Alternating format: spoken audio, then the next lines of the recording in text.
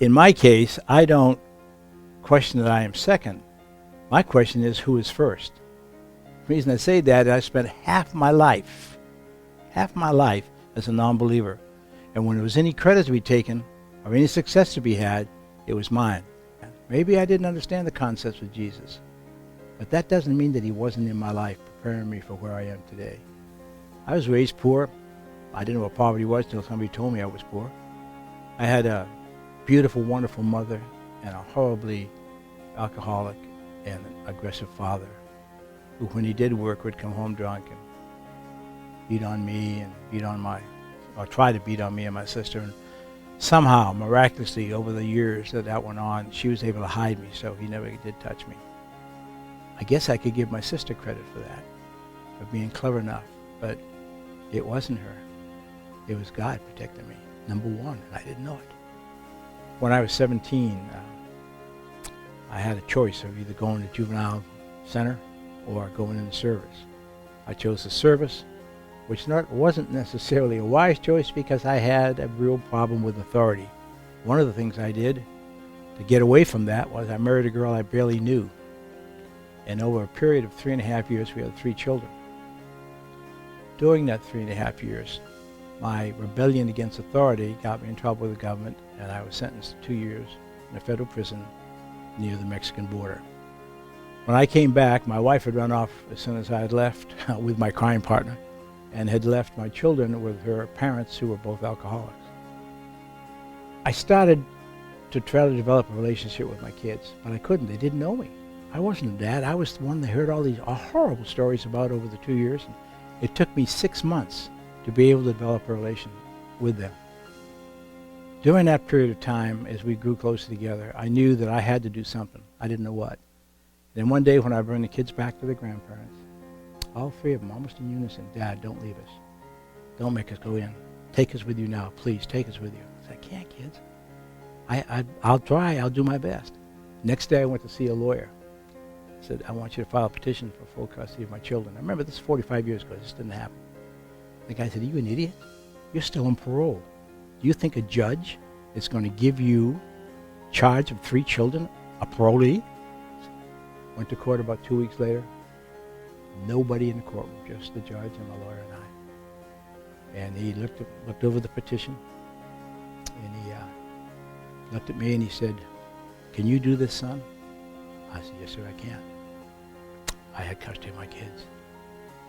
I always thought that was my moment. That was the Lord.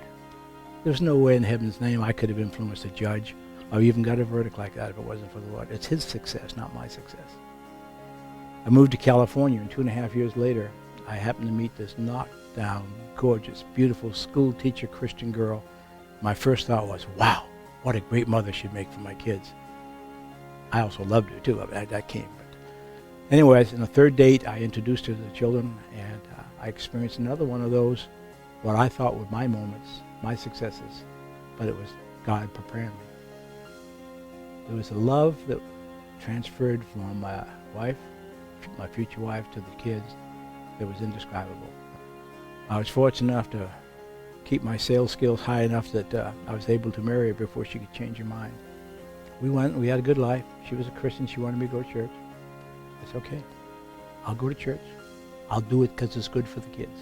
I didn't want anything out of it. I started studying the Bible, but I studied it as a history book, not as the Word of God. I got so good at it that I taught Sunday school classes and taught Bible studies.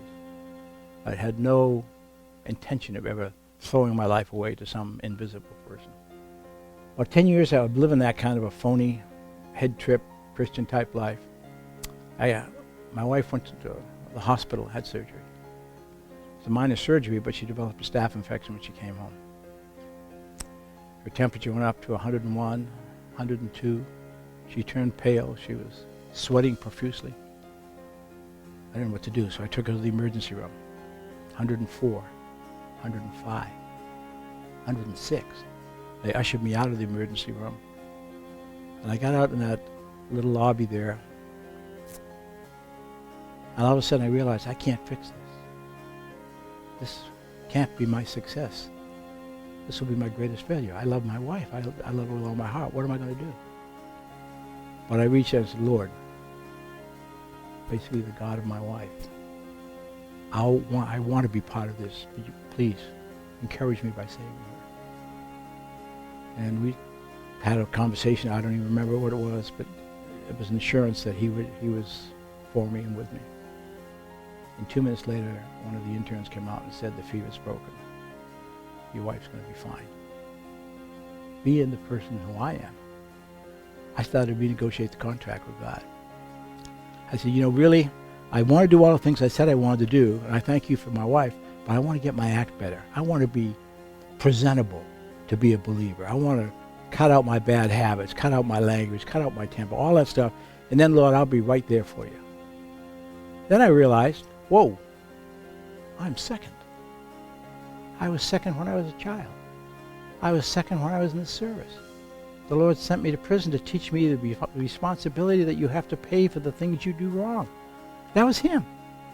He gets the success for that, for the life that I have now. What he did with my kids, what he did with the judge, what he did with the wife, are all success stories that belong to number one. And I want to tell you right now, forevermore, it is a great honor to be number two on this earth. Don't keep God trapped up here. A head-trip Christian can talk the talk and walk some of the walk. Release him. Let him get into your heart. It took me 30 years as an adult before that. It nearly took the loss of my wife. It nearly cost me my children. But finally, God knew that there would become a time where I would accept him. And I did. And I am his forever, and he is mine. I am a very proud number two. I'm Steve Stevens, and I am second.